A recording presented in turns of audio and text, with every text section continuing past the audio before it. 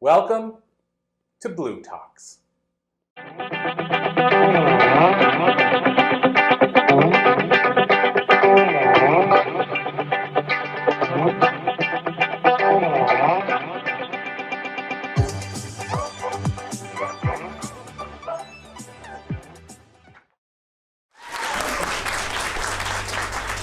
I dreamed a dream where time was hard. And you look at those words, remember? From Les Miserables. Those words speak to the very essence of our human being, of that which makes us who we are, the ability to dream. If you had to die today, what would you leave behind? How would you be remembered? As someone who dreamed and you didn't put the work in, you didn't follow through, or someone who did put the work in, someone who will be remembered for following your passion? How would you be remembered? I want to leave you with 3 things. The first, the nuances between legal and illegal immigration. Many of us don't know the difference. Many of us think that they're one and the same, but they're not. I want to leave you with why should we be passionate about including advocacy into our lives when we talk to people about immigrants. And I want to leave you with why we should follow our dreams and how you can create that passion within others by talking about it. You know, many of us, you get born in a country and you grow up, you stay there, and you're happy. But so many of us have to make a difficult choice to leave. The reason being that you might be feeling you need to experience a different culture, or you're fleeing for your life. We all go through so many trials and tribulations in our lives. And I know it's not the same as immigration. I know that some of you would think, but what does dreams and immigration have to do with what I'm going through? But let me tell you, we all have something we struggle with. And to give you an idea, it's whether you are fighting a life-threatening disease. It's whether you are fighting to leave a relationship. It's whether you are fighting just for a better life. At the end of the day, we all have something we want to change in our lives. When I grew up, the young boys I went to school with, they got conscripted into the military, and it was mandatory. My brother was one of them. They would go young, enthusiastic, innocent. They would go to the military, and 2 years later, after seeing horrors, after fighting on the borders of Namibia and South Africa, they would come back and they would be changed. Today, my brother is changed. And that is something while you're in that moment where you see the boys coming back or the ones who don't come back, you think, is there a better life? Nah, I'm too busy surviving. I'm too busy looking over my life every day. I'm too busy trying to just not die every single day. And then something else happens, and the universe nudges you a little bit more. I was early 20s, and this young, handsome fella from the UK asked me, to go back with him to England.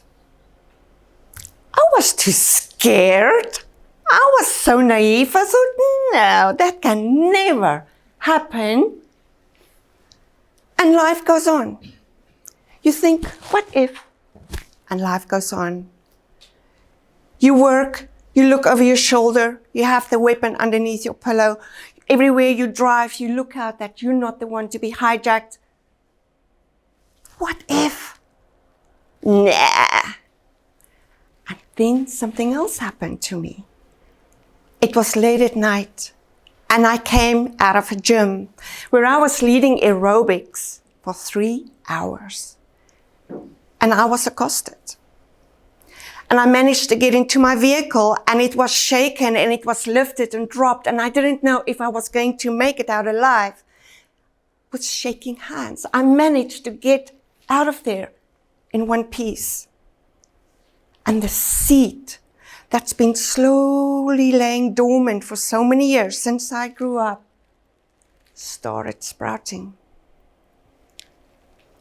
How many of you have gone through something where you wonder, am I ever going to have a different life? Am I ever going to be able to have a different career? When you're an immigrant, there's so much you can offer a different country. There is so much you can bring to the table because your experiences and your skills are unique to you. And it's the same whether you're an immigrant. It's the same whether you are a student. It's the same whatever you do. Some might think they could never have been a mom. And then you have a baby. And it's the best thing that's happened in your life. And then you wonder, am I going to be a good mom? But you know, you are. The nuances between the difference between legal and illegal immigration is vast. My family took the legal route. We immigrated legally. To immigrate legally means you pay to move to another country. You work through the legal systems. You have the right to the medical insurance. You have the right to the healthcare, the schools. You have the right to work in that country. You can traverse across the country, the different provinces or states, because you have the right to do that. Because you paid for it. You were accepted based on your skills and your experiences and your qualifications. That is how you get to legal immigration. And it takes years to become a legal immigrant. And during that time, you're not protected. You don't have legal rights. You don't have the ability to make choices you would otherwise make. On the other hand, when you look at illegal immigration, it's completely different. An illegal immigrant is not protected. They don't have the right in that country. When you are a refugee or an asylum seeker, you sign up. I want to be a refugee. Give me that status. But until you are approved, there's nothing that stops you from the thieves in the night that will come and they will take away everything from you because you're not protected by law. You are illegal. You know, we look around us.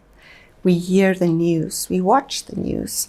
And so many of the illegal immigrants, while they are waiting, they are so desperate just to survive. They are so desperate just to feed their families that they might turn towards the shadow world and they do things they would ordinarily never do.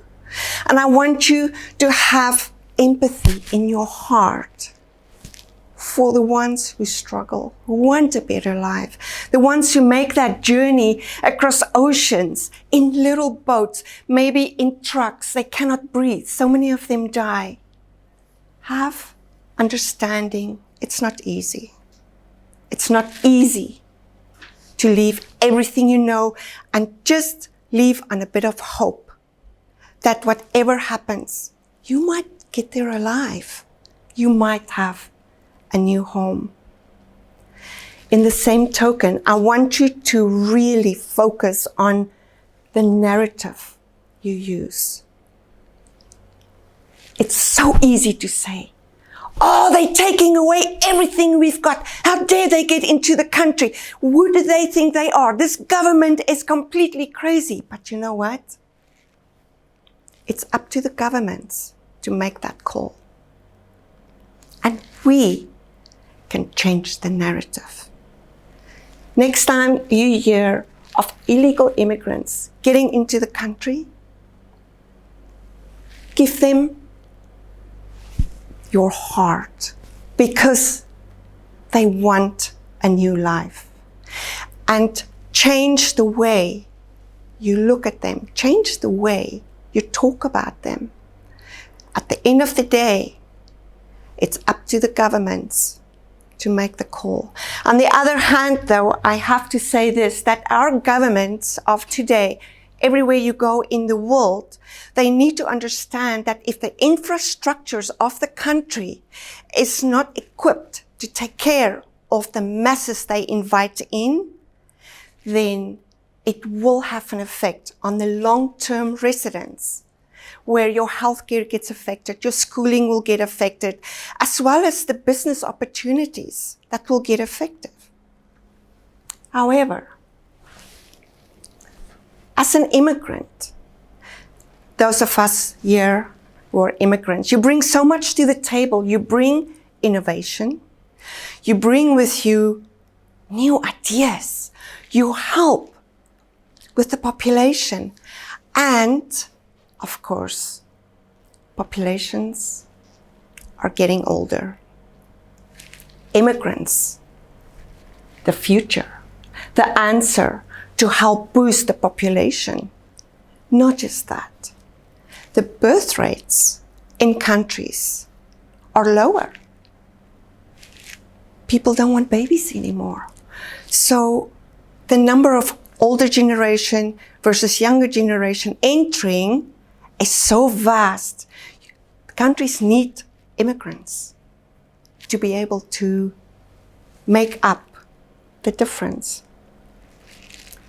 And then, of course, when you look at these different numbers and you look where they're coming from, you wonder, okay, why do some people have so many babies then? Is it just so that they can get into the country and they can just take over the world and they can run the country? No. Maybe it's their culture. Maybe they truly want more babies. But if they are legal in your country, then they have the right to have as many babies as they want.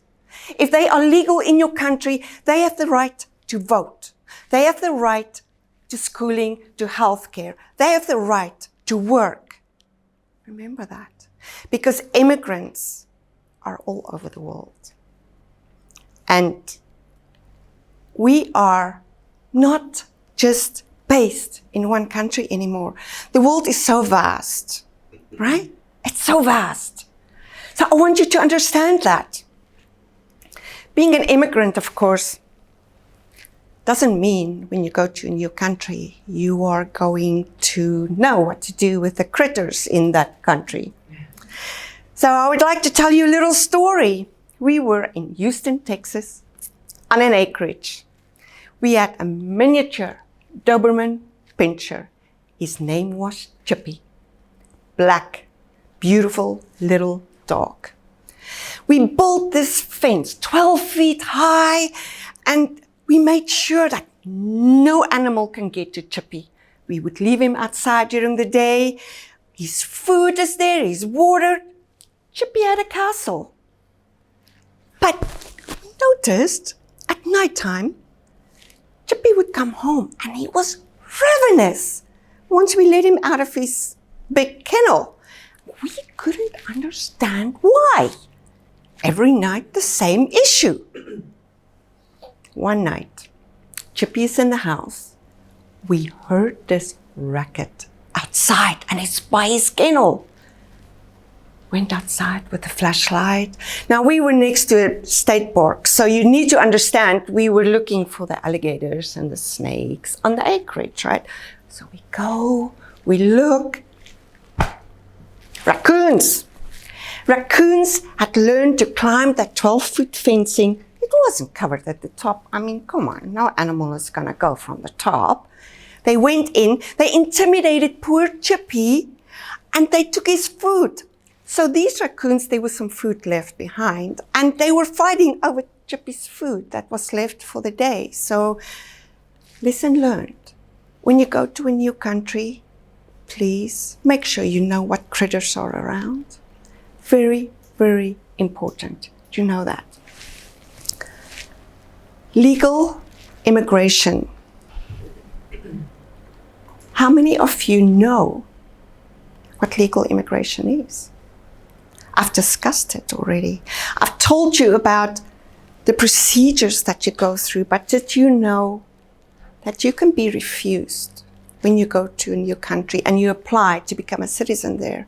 You could be too old, you don't have qualifications, you don't have the schooling, you don't have the experience, because that is what countries are looking for. They want their people to be educated, and that is why you will be allowed in a different country, because you have all those qualifications. Another thing, as an immigrant, we have dreams. We have so many dreams. You want a new home. You want to change the way you live. You want to be able to help others so that they could then help the ones coming in. How do we advocate? We have to talk about it. We have to ask for new policies, for legalities to be the same opportunities. We want immigrants to have the same working opportunities. Everywhere you go, there could be changes, and different countries treat immigrants a different way. When you talk about people, about immigrants, then I want you to spread the word. This is your call to action today. Spread the word and tell people, you know, you need to have the same rights. You need to talk to someone if they don't give you those rights. You need to make people understand that to be inclusive is part of being a citizen in a new country. And talking about inclusivity and the way you look at life, I want to tell you a story about someone I met in Canada. This lady, when she was 60 years old, she rode across Canada on her motorcycle by herself. Not just that, she walks her talk. She tells people to look at the world with love, through the lens of love. And I want you to do that. Follow your dreams, share your dreams, and look at the world with love, the way my friend does. Because if we could all do that, if we could all show love everywhere we go, and we share our dreams for a safer world, for a peaceful world, then immigrancy, it would be so easy to achieve.